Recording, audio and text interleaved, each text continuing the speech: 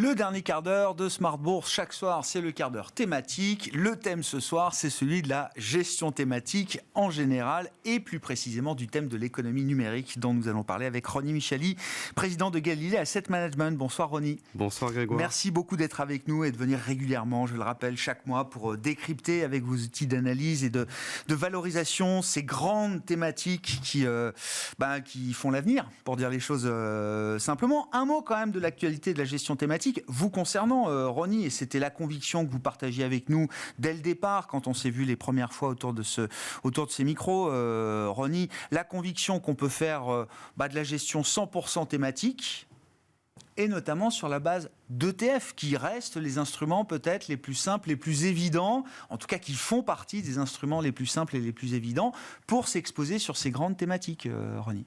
Absolument Grégoire, avec l'essor et la multiplication des ETF thématiques récemment, ces dernières années, on a pensé, nous, depuis le début, de toute façon, qu'on pouvait faire un portefeuille 100% thématique, et maintenant on a la conviction chez Galilée AM qu'on peut faire un portefeuille 100% composé d'ETF thématiques, et dans le cadre de notre partenariat avec BlackRock, on a décidé de créer finalement un portefeuille qui serait 100% avec des ETF iShares, puisque la gamme d'iShares est assez diversifiée pour le faire. Mais il a fallu quand même ce temps pendant lequel la gestion passive a dû s'approprier aussi cette gestion thématique. C'est ça, Ronnie, Absolument. Si on regarde dans nos indicateurs, encore en 2018-2019, toutes les thématiques n'étaient pas couvertes encore par 2 ETF. Eh oui, c'est ça. Donc c'est vrai que maintenant, en plus... Il faut quand même une profondeur de gamme, de marché, de produits, de solutions pour pouvoir mettre en place ces mandats 100% ETF thématiques. Exactement. Si on a juste un seul fonds ou un seul ETF sur une thématique, pas de sens. Il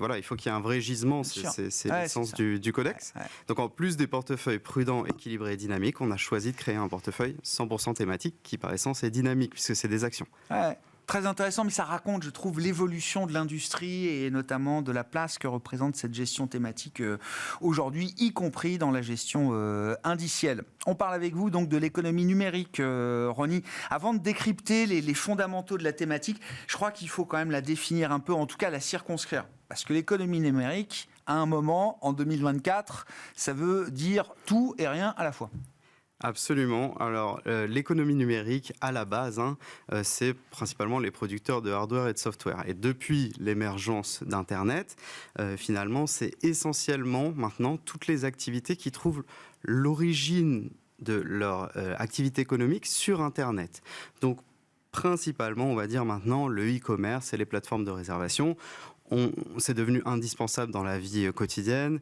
On a toujours, quand on parle de cette thématique, l'exemple de la personne qui achète son billet de métro ou qui recharge son pass avec son application mobile, qui à midi va déjeuner en commandant sur Deliveroo, qui l'après-midi va acheter un cadeau pour papy-mamie sur Amazon, et qui le soir va peut-être pour rentrer chez lui, rentrer en Uber et arriver chez lui va regarder une série Netflix. Donc sa vie... C'est bien, on a cité que des boîtes américaines. Voilà, c'est ça.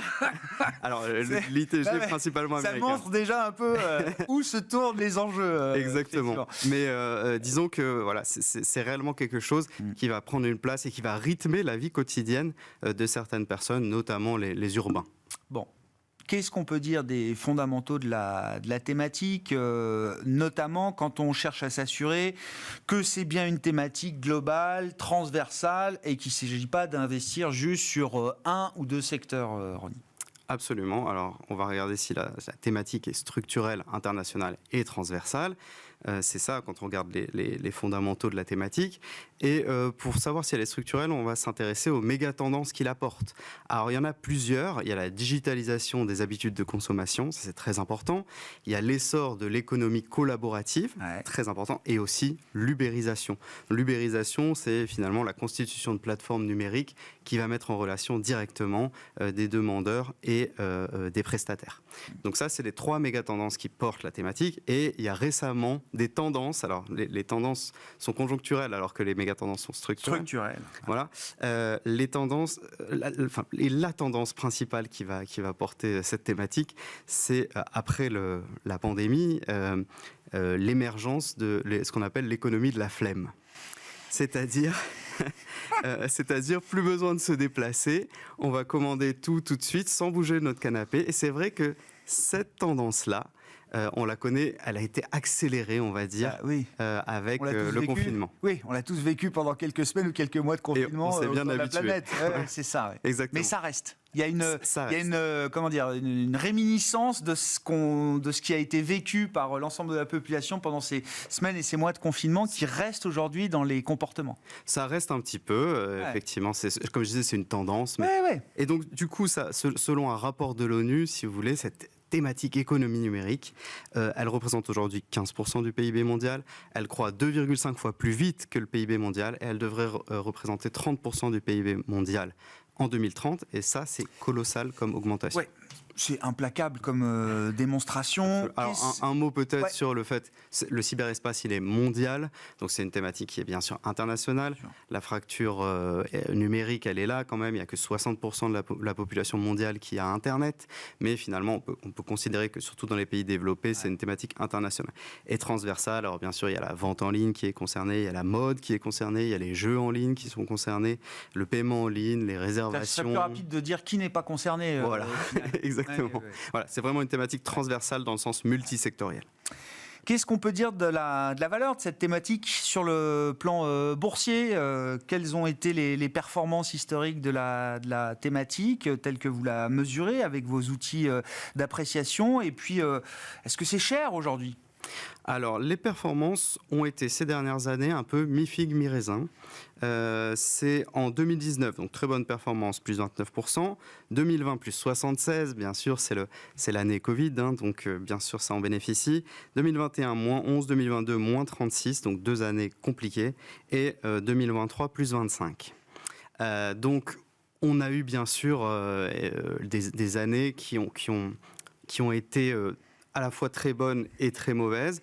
En fait, 2021 et 2022, c'est la double peine parce que 2021, on sort progressivement des confinements et 2022, c'est l'année de l'inflation et bien sûr, c'est une thématique qui n'aime pas du tout l'inflation puisque le consommateur ne va pas être content, bien sûr, de voir ses abonnements augmenter ou bien les produits qu'il va commander sur Internet augmenter.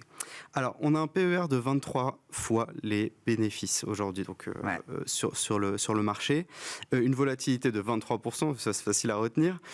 Donc, on est structurellement plus élevé que le MSCI en termes de risque. On est structurellement plus cher quand même, mais on pense qu'il y a du potentiel sur cette thématique du fait de la rebaisse de l'inflation et du fait aussi que si on regarde les ratios de dette nette sur EBITDA de ces boîtes, elles ont encore du cash à investir. En plus de ça, on a une croissance du chiffre d'affaires de 12% par an et une croissance des bénéfices par action de 24% par an pour les 3 prochaines années. Donc ça nous donne quand même pas mal de perspectives sur cette thématique. C'est un peu plus cher, mais il y a des raisons pour ça, effectivement, qui l'expliquent. Comment on fait le mapping, effectivement, des forces et des faiblesses de cette thématique aujourd'hui, Ronnie ?